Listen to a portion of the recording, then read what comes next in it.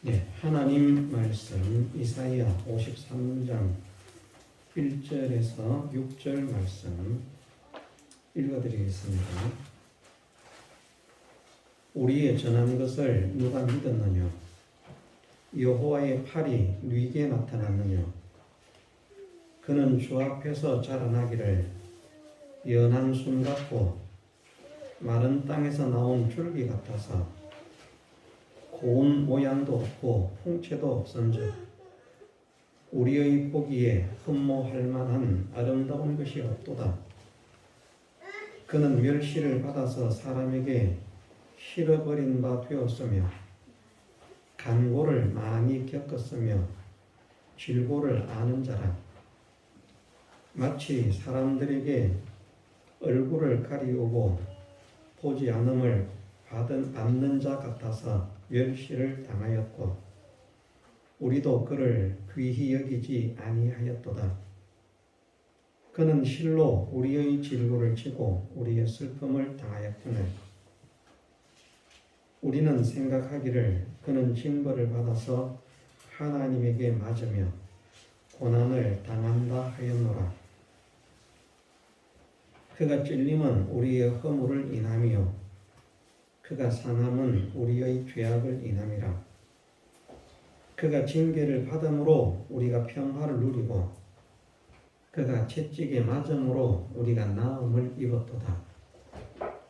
우리는 다 양 같아서 그릇 행하여 각기 제 길로 갔거늘 여호와께서는 우리 무리의 죄악을 그에게 담당시키셨도다. 아멘. 예, 잘 아는 대로 오늘은 전 세계 정통교회가 주님의 부활하심을 기념하는 절기로 지키는 부활주일입니다. 부활주일의 절기는 가장 정확한 것이 언제라고 볼 수 있는가? 유대력으로 초실절에 해당하는 날입니다. 유대인의 초실절이라고 하는 것은 첫 열매를 하나님께 드리는 그 절기가 초실절입니다. 예수님께서 유월절 희생양으로 잡히시고 무교절의 고난으로 십자가 고난을 당하시고 죽으시고 초실절에 부활을 하셔서 그 이스라엘 백성들에게 구약 시대에 정하신 그 절기를 성취하셨습니다. 예, 그때가 태양력으로 언제냐 이런 것이 중요한 것이 아니라 유대력으로 초실절에 해당하는 그 날에 예수님께서 부활하셨기 때문에 유대력으로 초실절에 해당하는 그날은 반드시 일요일이 될 수밖에 없습니다. 왜냐하면 초실절은 유대인의 절기 중에서 유월절과 무교절 기간 중에 있는 첫 안식일 이튿날이 초실절입니다. 안식일이 토요일이기 때문에 초실절은 항상 요일로 말하면 일요일에 오게 되어 있습니다. 그래서 안식 후 첫날에 예수님께서 부활하셨다. 사복음서에 그렇게 말씀을 하시죠. 그것이 바로 그 안식 후 첫날이 예수님께서 부활하신 안식 후 첫날이 절기상으로 초실절, 첫 열매를 드리는 초실절이고 그래서 예수님의 부활을 고린도서에서 말씀하시기를 첫 열매 부활이라 그렇게 말씀하십니다. 부활의 순서에 대해서 말씀을 하실 때에 예수님의 부활은 첫째 부활이라 이렇게 말씀하지 않고요. 첫 열매 부활이라고 말씀하시고 그 뒤에 두 가지 부활을 나누는데 하나는 첫째 부활, 하나는 둘째 부활. 첫째 부활, 첫 열매 부활은 예수님의 부활을 나타내고 예수님의 부활이 아닌 첫 번째 부활은 예수님께서 재림하실 때에 예수님을 믿다가 죽은 사람들이 모두 부활하게 되는 하늘에 속한 신령한 몸을 입고 모두 부활하게 되는데 그 부활과 함께 예수님의 재림 때에 살아서 예수님을 맞이하게 될 사람들, 그 사람들은 홀연히 변화가 되는, 그래서 동일한 신령한 몸을 입게 됩니다. 그 동일한 신령한 몸을 입고 주님의 재림을 영접하게 되는 그 부활, 그 사건에 동참하는 그 부활을 첫 번째 부활이라, 첫째 부활이라 이렇게 말씀하고요. 이 첫째 부활에 참여하는 사람들만 복이 있습니다. 이 첫째 부활에 참여하는 사람들은 둘째 사망이 그들을 해하는 권세가 없습니다. 그런데 이 첫째 부활에 참여하지 못하는 사람들은 모두가 둘째 사망의 해를 당하게 됩니다. 둘째 사망의 해를 받을 사람들이 죽었다가 살림을 받는 때가 있습니다. 그것을 계시록에서 희고 큰 보좌가 있고 라고 말을 해서 흔히들 우리가 백보좌 심판이라 그렇게 말을 합니다.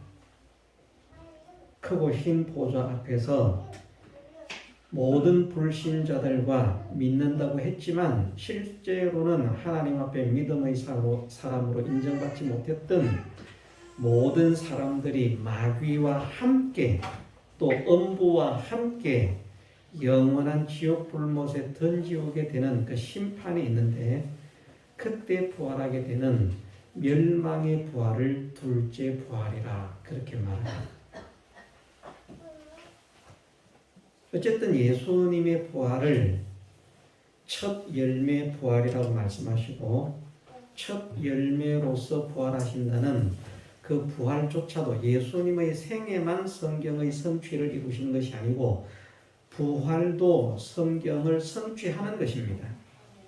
성취하셔서 첫 열매로 부활하시는 것이기 때문에 첫 열매를 드리는 초실절에 예수님께서 부활을 하신 것입니다. 그러므로 인해서 이제 첫 열매가 생겼으니까 그 다음 같은 열매들이 같은 모양, 같은 맛, 같은 종류의 열매들이 주렁주렁 달리게 되는데 이제 예수님과 같은 부활의 영광에 동참할 수 있는 구원의 백성들이 생겨지는 것을 예수님의 부활로 신호탄을 알리는 것이 바로 예수님의 부활이라.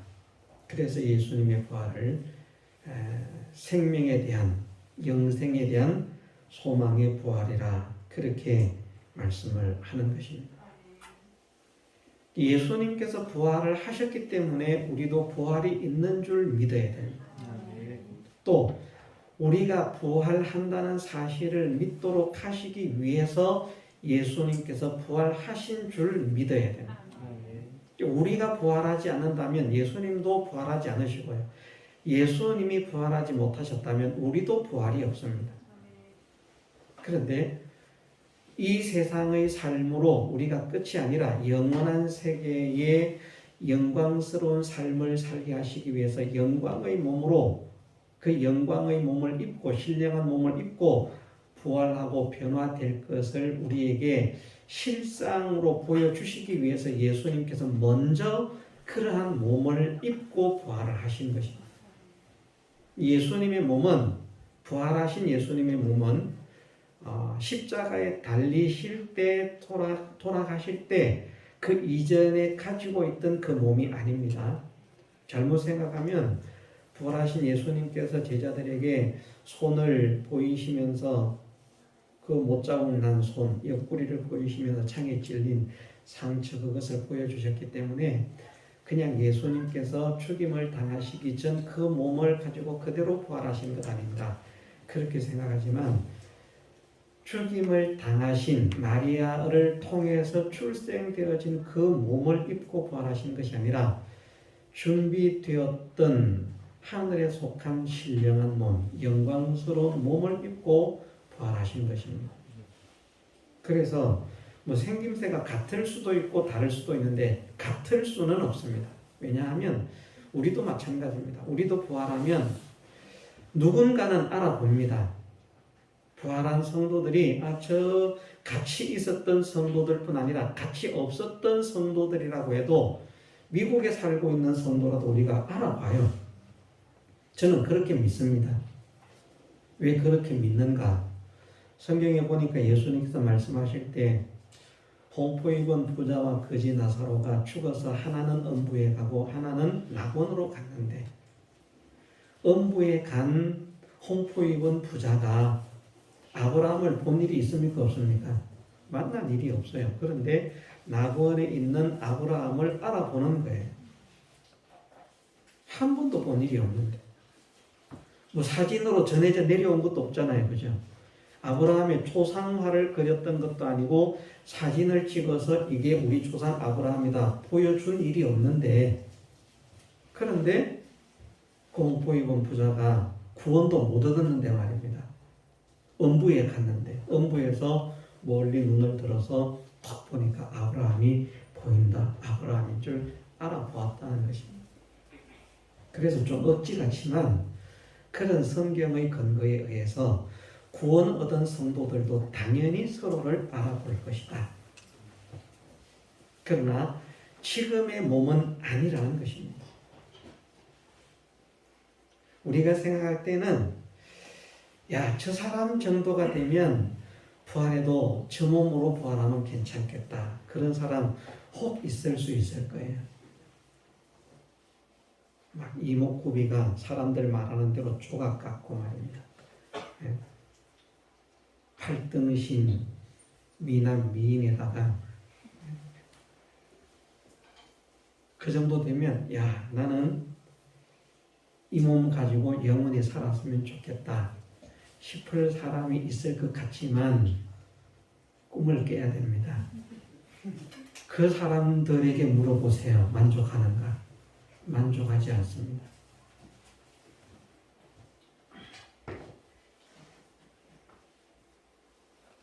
그런데 부활한 우리가 입게 될 몸은 누구도 불평할 수 없는 그런 모습의, 그런 실력의, 그런 기능의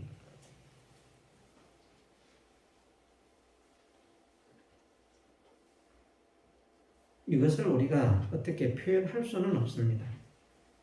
어쨌든 시공을 초월하는 몸이고 늙지도 낡지도 않고 피곤해지지도 않는, 기운이 쇠하지도 않는, 변하지도 않는 그런 완전한 영광스러운 몸을 입게 된다. 우리가 예수님께서 오실 때에 부활체를 입을 것인데 그 부활체를 어떻게 표현을 하셨는가 하면 주님과 같은 영광으로 화하여라고 말씀을 하셨습니다. 그 이상 우리가 어떻게 부활의 몸을 표현할 수가 없습니다. 어느 정도 영광스러워야 영광스럽다라고 정말 영광스럽다. 저분들 보니까 와 그냥 그 앞에 저절로 숙연해질 만큼 영광이 있는 그 용모, 그 풍채가 어떤 것인지 모르겠는데 꿈 이야기하면 안 좋은데요.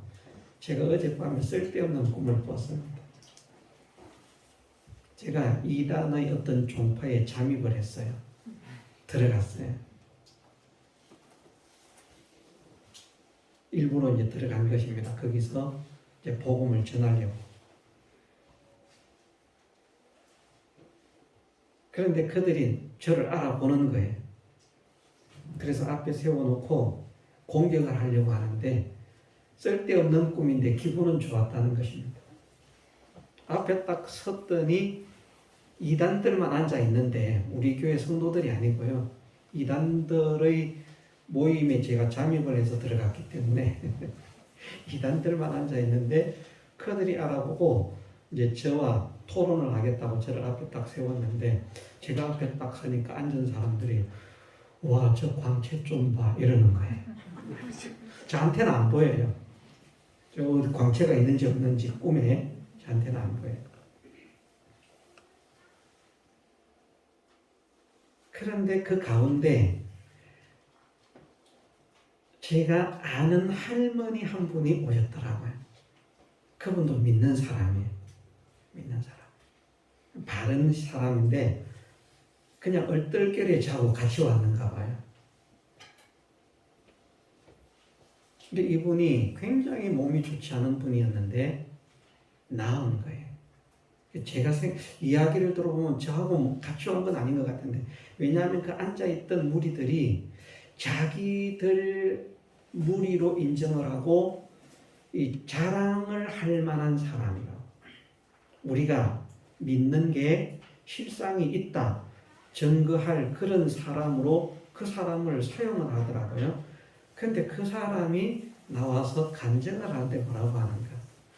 제가 하나님을 바른 하나님을 믿었더니 하나님께서 이렇게 역사를 하셨다 하니까 앉아있던 사람들이 손해봤다 우리 저런 말 들으려고 앞에 세운 거 아닌데 그러면서 어쨌든 좀 꿈이 뒤죽박죽인 것 같습니다만은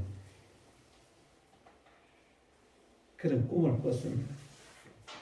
어쩌면 이 말을 하려고 그랬는가 봅니다. 광채라고 하는 게 생각이 나서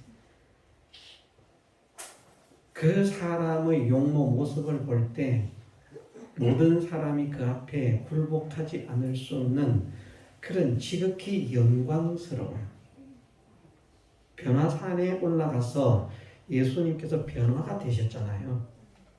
변화가 되신 그 모습이 얼마나 광채가 나고 얼마나 눈이 부시고 영광스러운지 볼 수가 없었습니다.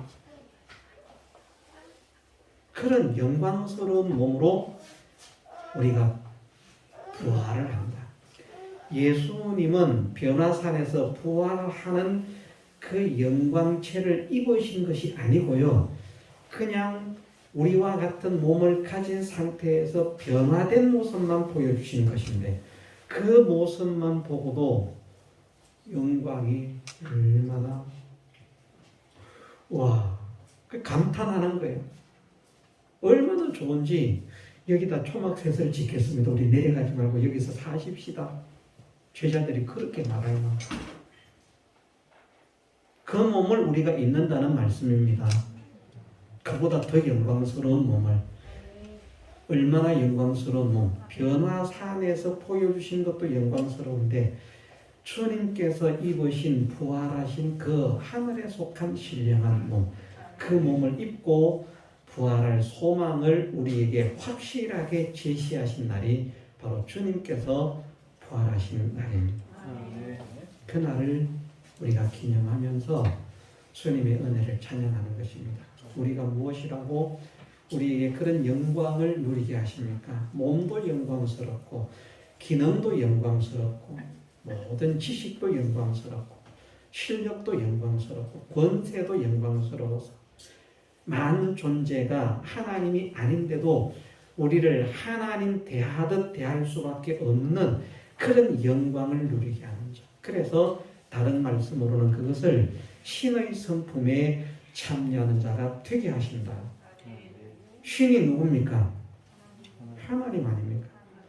하나님 한 분 외에는 신이 없습니다. 유일하신 신이신 하나님이신데 그 하나님의 성품에 동참하는 지극히 영광스러운 자로 부활시키는 그 부활의 소망을 주님의 부활하심을 통해서 우리에게 소망하게 하셨다는 것입니다. 우리가 이 사실을 믿는 사람이 되십시다. 딴 소망하지 말고요. 이 몸 가지고 오래 살면 무슨 소용이 있겠습니까? 저 진짜 예전에는 오래 살고 싶었는데 갈수록 오래 살고 싶은 생각이 없는 것 같아요. 또 그건 또 거짓말일 수도 있어요. 왜? 연세가 많은 분들이 아이고 죽었으면 좋겠다, 죽었으면 좋겠다, 내가 빨리 죽어야 할 텐데 이런 말을 하는 분도요. 오늘 돌아가세요 제발 이러면요 승질내거든요. 뭐라는 거지. 참 생애의 착욕이 뜨겁게 끓어오르는 우리인데, 그런데 생각을 해보면 이런 몸 가지고 영원히 살고 싶은 생각은 정말 털 것만큼도 없습니다. 우리가 모두가 이 땅을 소망하거나 이 몸에 매여서 사는 자가 아니라 영광의 부활을 약속하신 주님의 그 약속을 믿고 그 영광이 우리에게 선물된다는 사실을 믿으면서 그날이 우리에게 주어지기를 소망하면서 그 소망으로 인하여 모든 현실 속에서 모든 것들을 다 이기고 인내하는 믿음의 성도들로 세워지게 해주시기를 주님의 이름으로 축원합니다. 부활은 그 정도만 하려고 하고요.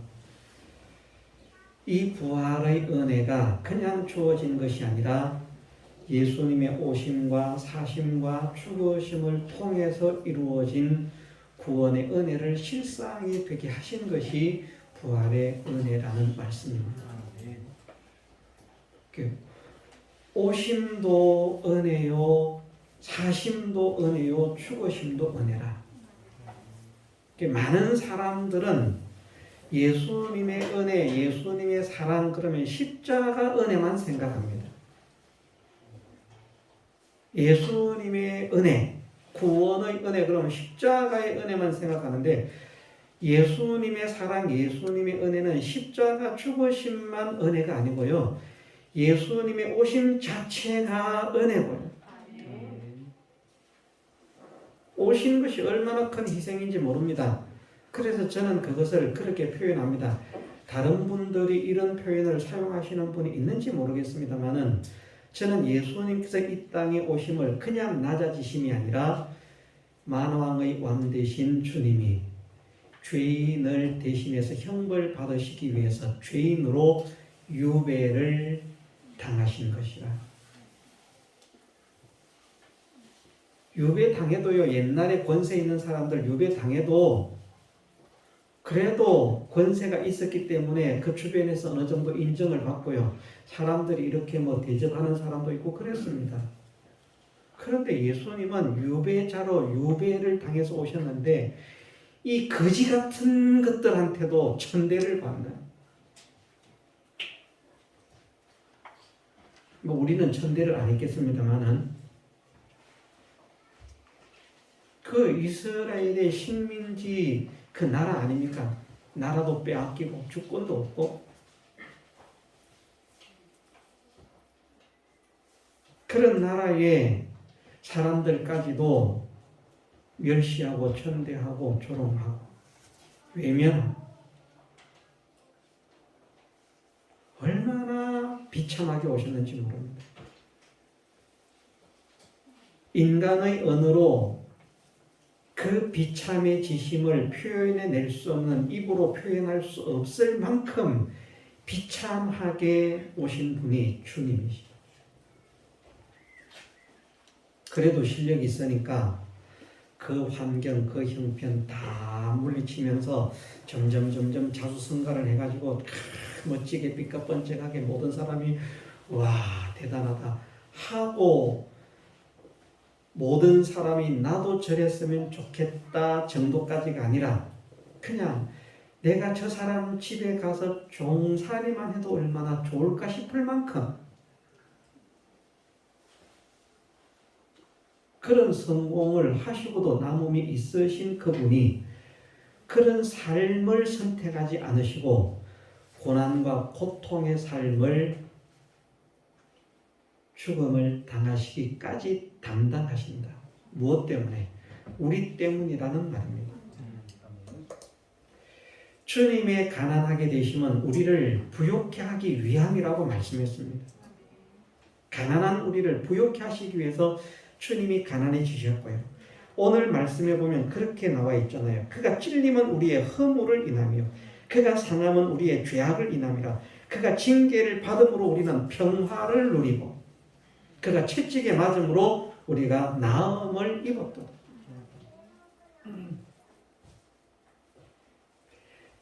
당신만 생각하면 얼마든지 편한 생활, 행복한 생활, 능력 있는 생활, 영광스러운 생활을 하실 수 있는 분이고 그것을 하고도 남음이 있는 실력이나 능력이나 지식을 다 가진 분입니다.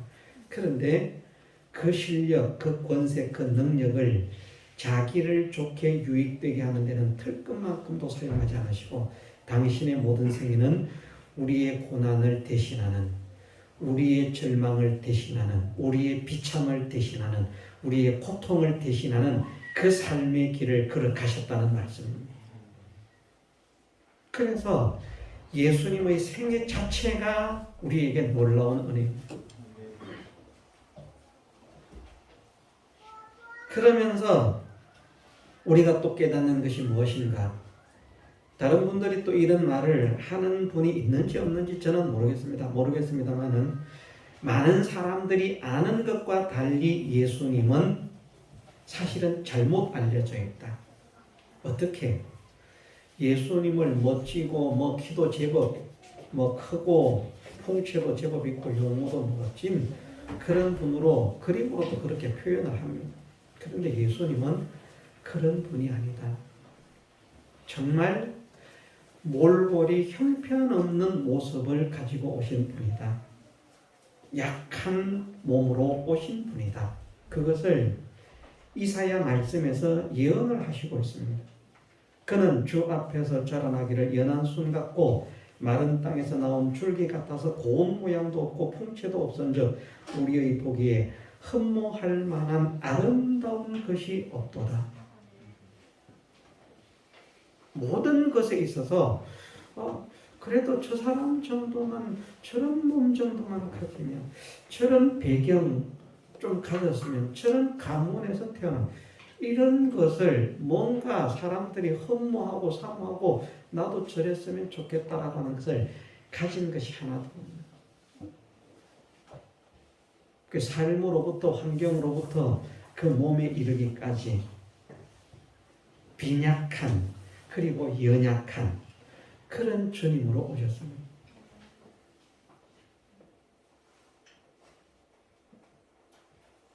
그러면서 제가 최근에 그런 말씀을 드린 일이 있습니다. 예수님은 우리를 위해서 얼마나 고통을 당하시기로 작정을 하셨는가. 그 몸에 병도 있으셨을 것이다.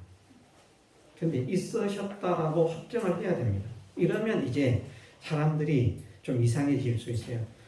그러면 그 예수 믿을 만한 건 못 되네. 능력 있으면 자기 병이라도 고쳐야지. 예수님은 자기에게 있는 병을 고치지 못해서 안 고치신 것 아닙니다. 저는 그렇게 믿습니다. 다른 사람의 병을 고치는 것처럼 당신에게 있는 병도 고치고도 남음이 있는 분이지만 일부러 안 고치시는 것입니다. 왜? 우리의 병을 통한 고통을 치유하시기 위해서입니다. 오늘 이사야 본문에 이런 말씀이 있습니다. 3절 말씀에 3절 4절에 그는 멸시를 받아서 사람에게 실어버린 바 되었으며 간고를 많이 겪었으며 질고를 아는 자라. 마치 사람들에게 얼굴을 가리우고 보지 않음을 받는 자 같아서 멸시를 당하였고 우리도 그를 귀히 여기지 아니하였도다. 그는 실로 우리의 질고를 지고 우리의 슬픔을 당하였거늘 우리는 생각하기를 그는 징벌을 받아서 하나님에게 맞으며 고난을 당한다 하였노라. 아멘. 여기에 질고라는 단어가 나옵니다. 히브리 원어로 홀이라는 단어입니다. 무슨 말인가 하면 병이라는 말입니다. 그 몸에 병이 있으셨다는 것입니다. 자, 예수님에 대해서 어떤 말씀을 하십니까? 성경을 다 이루셨다. 예언의 성취를 다 이루셨다. 만일 성경의 구약의 예언이 이루어지지 않은 분이라면 메시아가 아닙니다. 아멘. 구약의 성경에 예언되어 있는 모든 예언을 성취하시는 분이라야 메시아가 됩니다. 그런데 예수님께 대해서 어떤 예언을 하시고 있는가 하면요. 병이 있을 것이라는 말씀.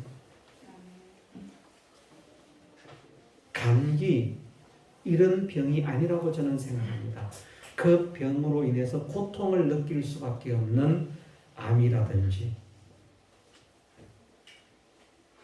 그 몸에 겉으로는 나타나지 않지만 막 상처나 이런 것으로 나타나지는 않지만 그 몸에 그것으로 인해서 고통을 다 느낄 수밖에 없는 위궤양이나 뭐 속쓰림 있는 분들 얼마나 고통스럽습니까? 그죠? 음식 잘못 먹어도 그냥 막 죽을 것 같은 그런 고통이 막 찾아오고 그렇잖아요. 그런 것들, 그런 속에서 견딜 수 없을 만큼 극심한 고통을 유발하는 그런 질병이 예수님께 있었다는 것이죠. 그것을 성경은 예언하고 있습니다.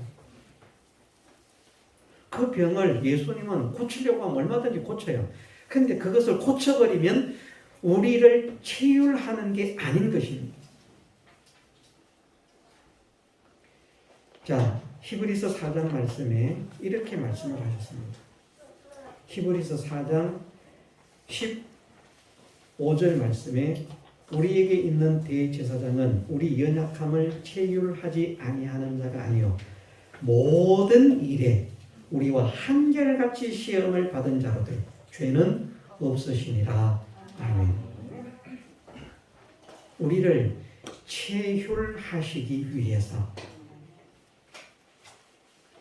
개역성경에는 체휼로 번역이 되었었는데 새로 나온 개역개정에는 이것을 동정으로 바꾸었습니다. 아마 그렇게 제가 알고 있습니다.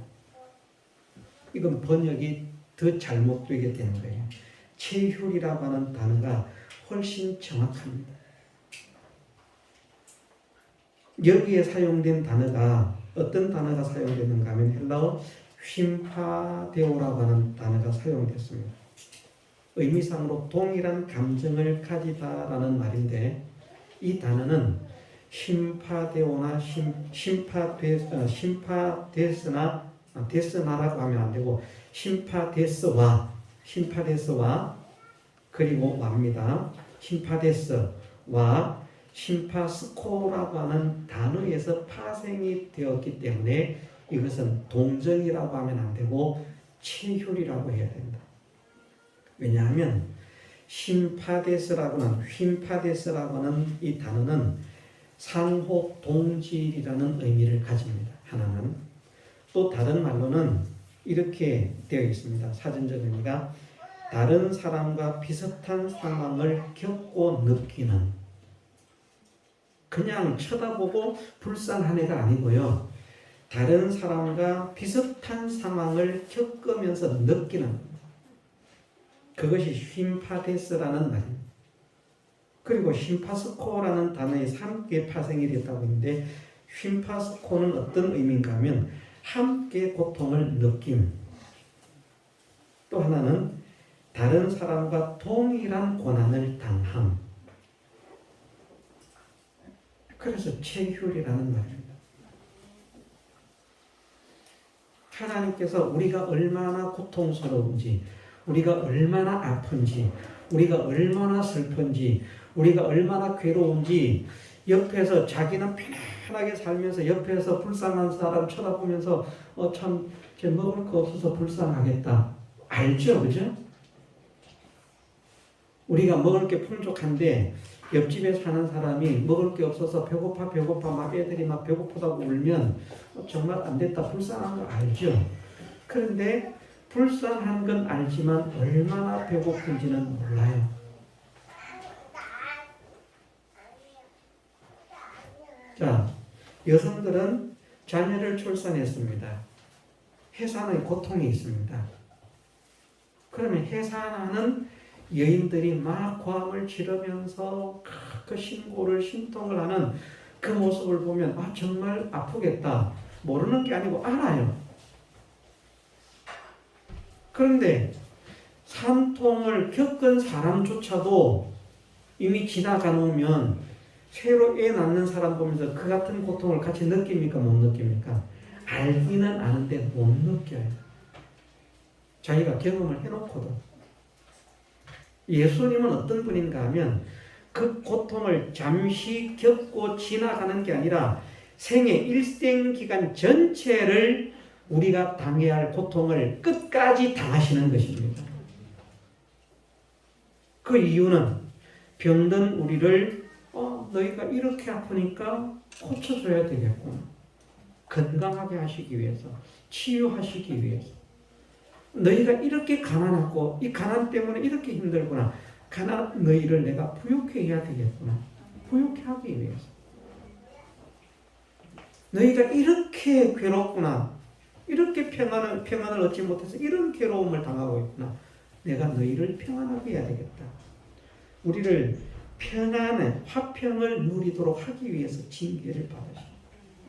그것을 잠깐 순간 동안 징계를 받으시는 것이 아니라 찔림을 받으시는 것이 아니라 멸시와 천대를 받으시는 것이 아니라 고통을 당하시는 것이 아니라 병으로 고생하는 것이 아니라 일생을 그렇게 사신 주님이십니다. 그걸 벗어날 수 없어서 당한 것 아닙니다. 벗어날 수 없어서 당했다고 하면 예수님 믿을 만한 존재가 못 돼요. 그런데 예수님은 그거 벗어 던지려고 하면 얼마든지 벗어 던지고 그 환경 다 벗어나서 빛과 번쩍하게 살 수 있고요. 자기에게 있는 모든 질병을 말씀 한마디로 다 깨끗하게 다 고칠 수 있는 분입니다. 그렇게 하면 우리를 치유하지 못하기 때문에 우리를 치유하시기 위해서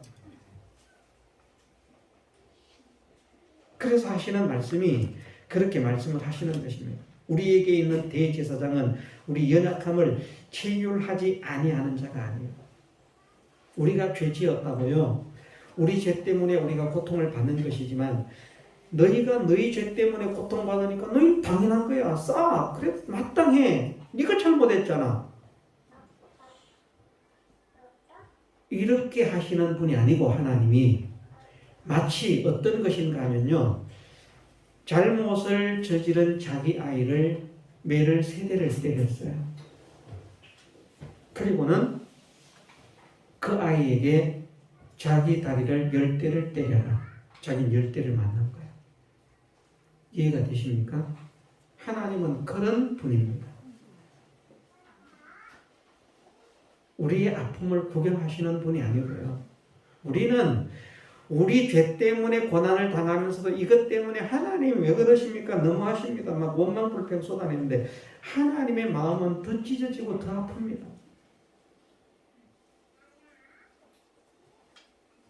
그래서 그것을 그냥 두실 수가 없어서 당신이 친히 그 고통을 느끼기 위해서 예수 그리스도의 몸을 통해서 그 고난을 그 고통을 주님이 하나님께서 여호와께서 느끼시는 것입니다. 신인 양성 일귀가 되셔서 그러면서 또한 한편으로는 우리가 자녀가 있는 부모는 내가 감기가 부모님 자녀가 있는 분들만 생각해 보세요. 사랑하는 자녀가 있는 내가 감기가 들려서 콜록콜록 하고 있는 게 마음이 아픕니까?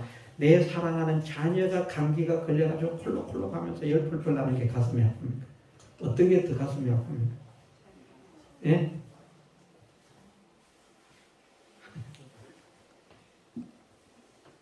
자기 아픈 게 더 가슴 아픈 분이 있나 봐.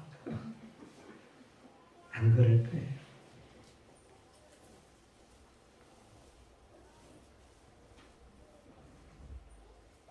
자녀가 아픈 게 훨씬 가슴이 아픕니다. 한편으로 신인 양성 일위로 주님의 고난을 느끼시는 하나님이시지만 또 한편으로는 더럽고 추한 원수된 자들을 위해서 자기의 유일한 외아들 참 아들을 고난당하게 하시는 아버지의 아픔. 그건 또 얼마나 쓰리고 아프겠습니까? 사실 우리는 몰라서 그렇지 하나님께 원망 불평할 사람들이 아닙니다. 할 수 있는 사람이 아닙니다. 해서는 안 될 사람입니다. 그런데 깨닫지를 못하니까 원망하고 불평하는 거예요. 하나님은 우리가 죄를 범했다고 고통당하는 것을 너희들 죄 때문에 마땅히 고통당하니까 그래 마땅한 거야 받아 싸는 거야 그러니까 내가 잘못하지 말라고 했잖아 죄 짓지 말라고 했잖아 이런 분이 아니고요. 우리가 당하는 아픔을 우리보다 더 심하게 느끼시는 것입니다. 치유하시는 것입니다. 그 말씀을 여기 하고 있습니다. 그리고 예수님은 심지어 어떤 것까지도 치유를 하신다고 말씀하시는가? 질고, 병. 그래서 질고를 아는 자라라고 말씀을 하셨거든요. 이 말씀 무슨 말씀입니까? 그 병이 어떻는지, 그 병의 고통이 어떠한지 이것을 몸소 느끼고 안다는 말입니다. 그래서 우리가 아플 때 주님께서 내가 평생을 그렇게 아파갔다. 네가 얼마나 아픈지 알겠다. 그러니까 병든 자들이 하나님께 기도할 때 하나님께서 기도를 들으시고 믿음의 기도에 응답을 하셔서 비록 육체적인 병이지만 그 병도 고침을 얻게 하시는, 왜냐하면 사랑하는 자녀로 삼으셨기 때문에 사랑하는 자녀들이 병 중에서 고통당하는 것을 하나님께서 기뻐하지 않으시니까 믿음으로 돌아서서 평안을 누려라, 기쁨을 누려라, 행복을 누려라. 그러므로 인해서 나의 영광을 드러내어라. 그래서 할 수만 있다면 믿음의 사람을 믿지 않는 사람보다 더 잘 살게 만들려고 소원하시고 힘을 쓰시는 하나님. 성경에 약속하지 않으셨습니까? 내가 내 하나님 여호와의 말씀을 삼가 듣고 내가 오늘날 내게 명하는 그 모든 명령을 지켜 행하면 이 모든 복이 내게 임하며 내게 미치리라. 내가 네 하나님 여호와의 말씀을 삼가 듣고 내가 오늘날 내게 명하는 그 모든 명령을 지켜 행하면 네 하나님 여호와께서 너를 세계 모든 민족 위에 뛰어나게 하실 거야. 하나님은 하나님의 자녀가 세계 모든 민족 위에 뛰어난 복을 받은 자가 되어서 하나님의 영광을 드러내기를 원하시는 것입니다. 우리도 우리의 자녀들이 다른 자녀들보다 잘 되기를 원하잖아요. 그럼 왜 그것이 안 되는가? 우리가 하나님께서 원하시는 하나님의 말씀을 삼가 듣는 삼가 들음이 일단 없는 것이죠. 또 그것을 들었다고 해도 들을 때는 아멘 좋습니다. 될 것 같고 막 은혜 집회도 참석해 보면요 다 은혜 받습니다. 아멘 아멘이 넘치고 막 살면 될 것 같아요. 근데 집회 끝나고 나면 싹 식어버려. 현실에서 그렇게 못 사는 거예요. 말씀 들을 때는 그렇게 살면 다 될 것 같았는데 현실에 돌아오면 그게 안 됩니다. 그래서 못 살아요. 말씀하시기를 내가 내 하나님 여호와의 말씀을 삼가 듣고 하나 내가 오늘날 내게 명하는 그 모든 명령을 지켜 행하면 하나님의 명령을 지켜 행하는 사람이 되면 너를 세계 모든 민족 위에 뛰어나게 한다. 그래서 말씀드리지 않았습니까? 어쨌든 세상에서 좋은 쪽으로 세계 1위는 하나님을 믿는 사람들이 차지하고 있다. 좋은 쪽, 나쁜 쪽 말고요. 강도 1위, 도둑놈 1위, 사기꾼 1위 이런 거 말고 왜? 하나님께서 말씀으로 그렇게 선포를 하셨기 때문에. 그러니까 여러분들이 한번 살펴보세요. 그냥 믿지 마시고 세상에서 제일 부자는 하나님을 믿는 사람일까? 하나님을 안 믿는 사람일까? 한번 살펴보세요. 세상에서 제일 똑똑한 사람, 명석한 사람은 세상의 제일 석학은 이 기준이 좀 애매할 수 있습니다만 그 사람은 하나님을 믿는 사람일까? 안 믿는 사람일까? 과학적으로, 기술, 기능적으로 세계에서 가장 뛰어난 사람은 하나님을 믿는 사람일까, 안 믿는 사람일까? 한번 검색을 하고 찾아보세요. 누가 세계 1위인가? 그리고 그들의 종교가 무엇인가? 세계 1위는 하나님을 믿는 사람들이 차지하고 있습니다. 왜? 성경에서 그렇게 약속을 하셨기 때문에. 그럼 우리가 세계 1위는 못 돼도 중간쯤 가야 되지 않겠습니까? 예, 하나님은 우리가 하나님의 영광의 찬미가 되기를 원하시거든요. 그것을 위해서 주님이 우리가 당해야 할 모든 고난과 고통과 멸시와 천대와 가난을 다 몸소 당하신 것입니다. 우리를 존귀케 하시려고, 우리를 능력 있게 하시려고, 우리를 영광스럽게 하시려고 주님이 그 모든 것을 대신 짊어지셨다는 말입니다. 그것을 통해서 주신 것이 우리의 구원입니다. 얼마나 이 구원을 만들기 위해서 주님이 온 생애와 진액을 다 바치셨는가. 이것을 깨달을 수 있도록 은혜를 주옵소서. 기도하십시오. 그냥 말로 그냥 뭐 감각도 없이 하나님 사랑, 하나님 은혜, 이것이 아니고, 와, 정말 이 구원을 만들기 위해서 예수님께서 쏟으신 시간, 정력, 희생, 뭐 그 모든 것들이 어떻게 된 것인가? 야, 이렇게 만들어진 것입니다. 제가 그래서 그런 말씀 드렸잖아요. 세상에서 엄청난 능력자가 1시간만 수고해서 만들어서도, 야, 대단한 거 만들어서 박수 칩시다, 막 그냥 난리를 피우면 돼요.